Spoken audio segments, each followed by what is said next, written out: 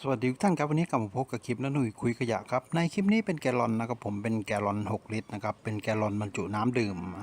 หลังจากที่เราดื่มกันหมดแล้วตัวเนื้อแกลลอนยังสภาพค่อนข้างดีอยู่ครับจะนำตัวนี้กลับมาใช้งานกันอีกครั้งครับทำเป็นลักษณะของใช้ในครัวเรือนกันครับดีกว่าทิ้งไปครับด้วย